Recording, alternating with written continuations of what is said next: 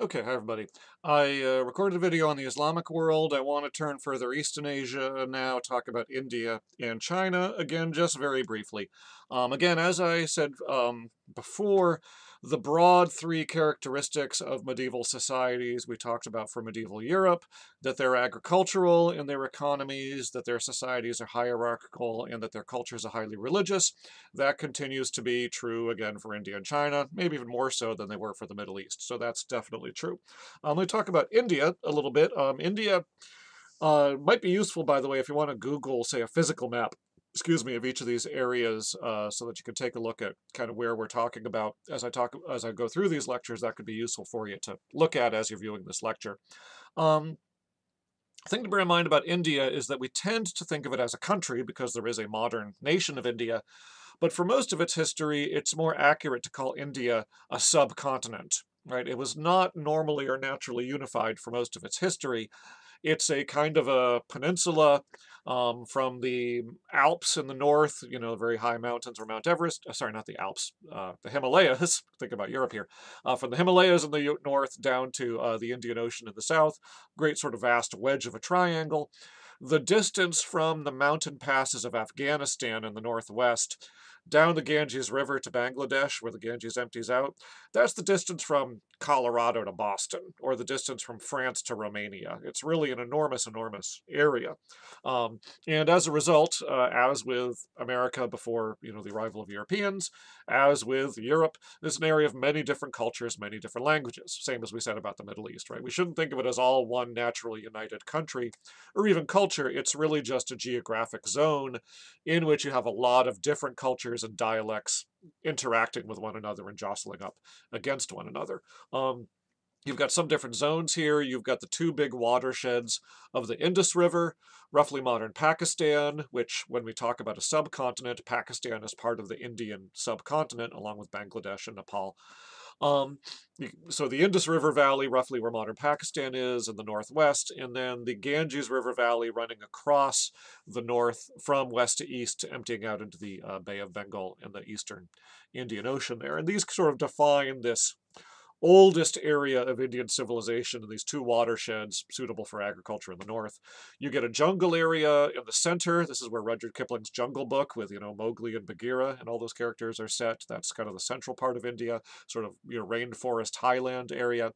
And then you get a south of India, basically along the coastlines of the wedges, where you tend to get a lot of urban development and where you tend to get a lot of trade with the ships running on the Indian Ocean, very sort of mercantile culture down in that area.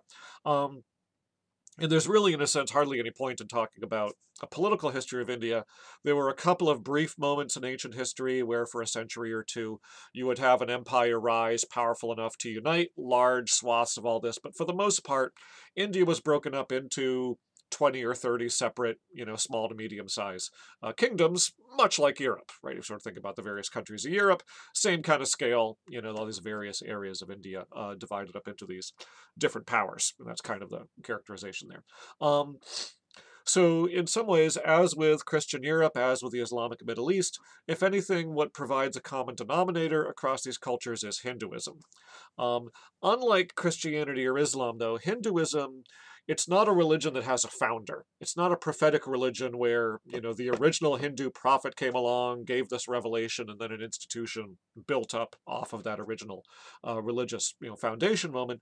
Hinduism, rather, is kind of a collective term for all religious stuff that happens in India. It's kind of a term developed by outsiders like Muslims initially coming in, Christians later on, looking at India and all the various religious things that Indians do and saying, that's all what the Hindus do. Hindu and Indian basically mean the same thing, so that's all their Hinduism. And it's only really in modern times that it starts getting theorized together into becoming a consistent religious system. There's really a lot of different things, a lot of local devotions, a lot of variations, a lot of different sects, many, many, many, many different gods worshipped in Hinduism. So quite a lot of different things going on there. Um, the thing that does form the kind of common core over it all, perhaps, is the type of spirituality associated with the Brahmin caste. I'll talk about caste in a moment. A sort of an upper class, priestly and intellectual class at the top of Indian society, which has a fairly philosophical kind of a spirituality, which is based around a number of interrelated concepts. Um, I won't worry you too much about the Indian words for them. I'll just give them basically in English. Well, I'll have to give you the Indian words a bit because it's hard to explain without them. On the one hand, you have Brahma, which is the idea of a world soul, sort of a great supernatural force, not too different from the Star Wars force, a great sort of spirit of the universe, so to speak. It's not identified with any one particular god. Like I said, there are lots and lots of gods, but over everything is Brahma, this sort of supreme universal divinity, so to speak. Um, and from Brahman, in this sense, you get the Atman, which is the individual soul, right? So all the souls of individual living creatures, human beings, animals, gods, demons, everything, are all sort of pieces that break away from Brahman and inhabit individual bodies and have their, more individual identities, right? So sort of the great universal spirit, and then everybody else is kind of a piece of it or something that's branched off of that universal spirit. Which therefore means, comes to an explanation of what happens to a creature when it dies. Its individual spirit returns to the world spirit, which means that then it can separate off again and enter into a different body and have a different life later on. So you get a principle of reincarnation, right? The idea that the individual souls are sort of running through the cycle of reuniting with the universal spirit and then separating off again and inhabiting individual bodies. And those bodies die and then they return to the individual spirit. And this ongoing cycle of reincarnation goes on. Okay, so that's the third principle, right? We got three principles so far: the universal world spirit, the individual soul, and then the process of reincarnation, which is the cycle of the soul, coming and going between the world and the universe. Um, okay, the fourth principle then it would be the question of, okay, what determines what kind of a life, what kind of a body a soul goes to when it reincarnates, right? When it goes back into the world and inhabits a new body, is it going to be better or worse, or the same, or what's going to happen? The Indians, like everybody else, have this kind of hierarchical habit of mind, right? Not just everything the same, but things rise and fall up and down a scale of being. So you have a principle of karma, which is sort of a universal force of justice and rightness. Just this, it's almost like a magnetic force, just a force of nature. Not really, it's not a god doling out judgments, but rather just this sense that the way one lives one's life that brings down automatic consequences which accumulate as karma, which is then going to lift you up through your cycles of reincarnation or drag you down, right? If you get good karma, then you're going to reincarnate higher and higher and higher up the scale of being. You might once have been incarnated as an animal, but then you become incarnated as a person. You might be lower class, and then you're reincarnated as higher class if you have good karma, or vice versa if you have bad karma. So karma determines, whether you're rising and falling in the scale of existence each time you reincarnate. And that raises the question, okay, how do you know how to get good karma? And there the principle is dharma, right? Dharma is kind of the law or the rule of life for each creature, depending on what kind of creature it is. And that's an important thing about Dharma is it's basically an ethical system, sort of a set of rules to live by.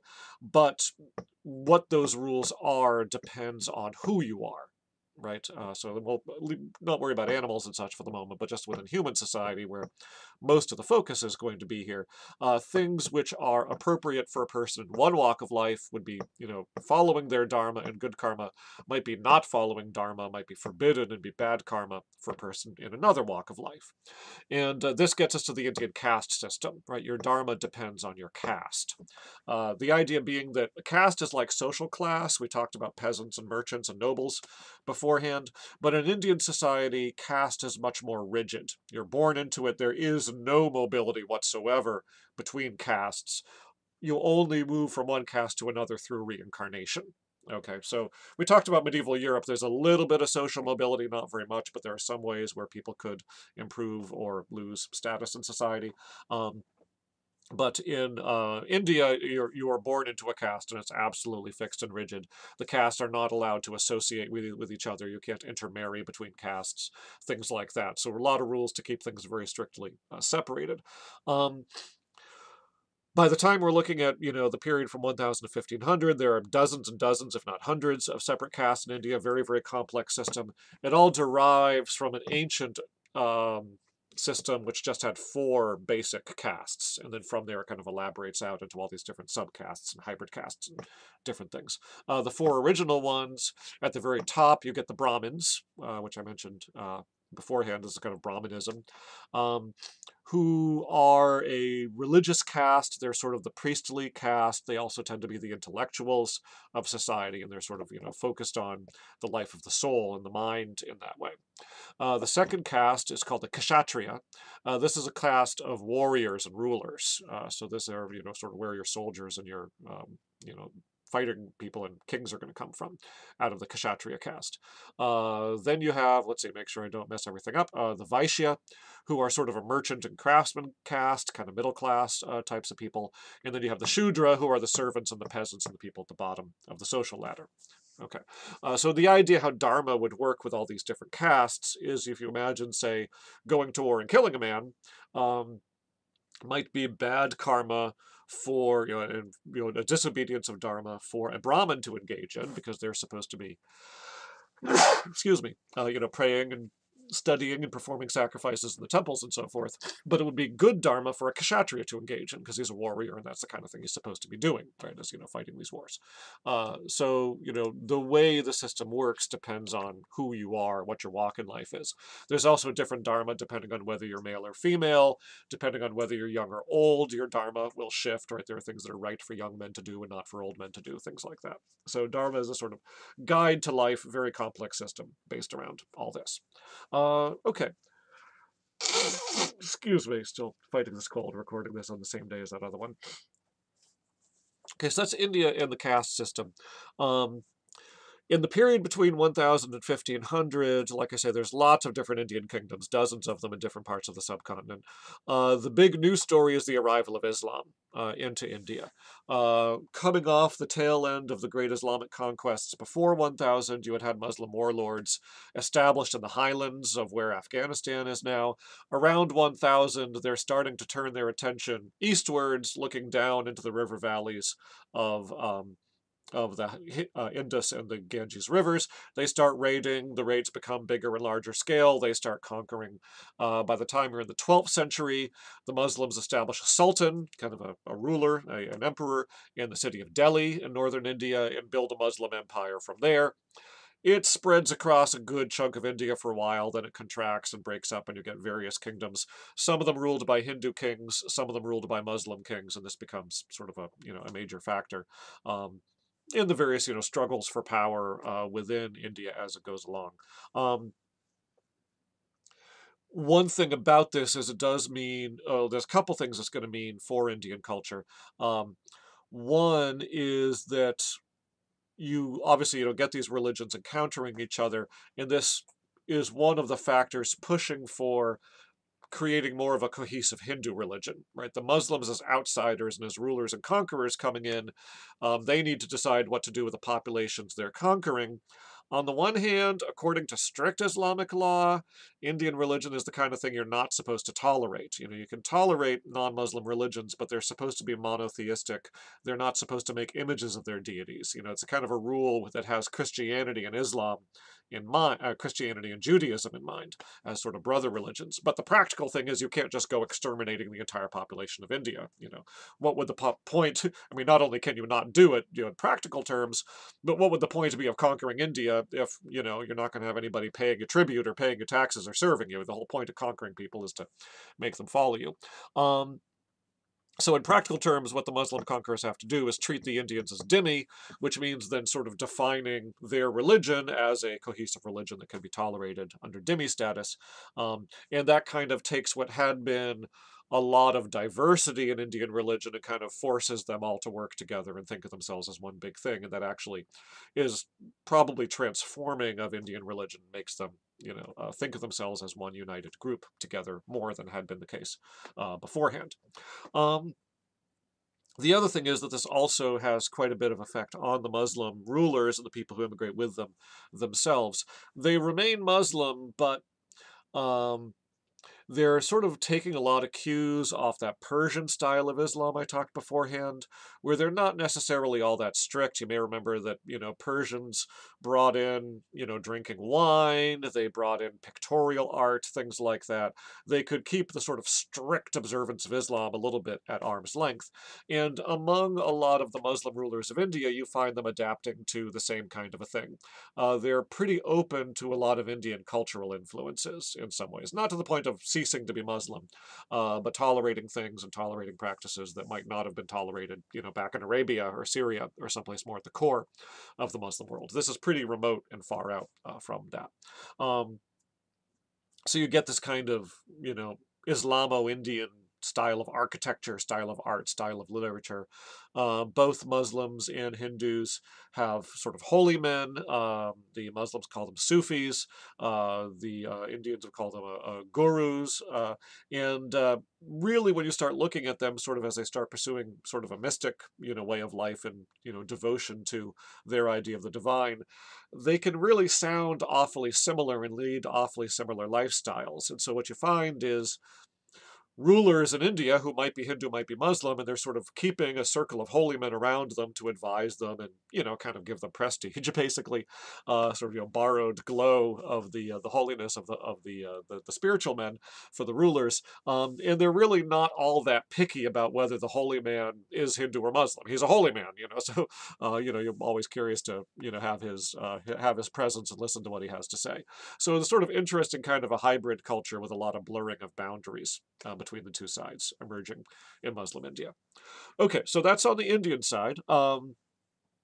I'll mention briefly, you get a lot of influence from India because it is sort of very, wealthy and prestigious kind of society, spreading across the Indian Ocean, particularly down into Southeast Asia, where Burma, Thailand, Malaysia, Indonesia, those kinds of areas. A lot of trade. First, Hinduism and the Sanskrit language that's used by elites in India, and features like that. You see that spreading down into those other societies. Buddhism, haven't really had much of a chance to talk about, but Buddhism also kind of follows the trade routes down into those areas.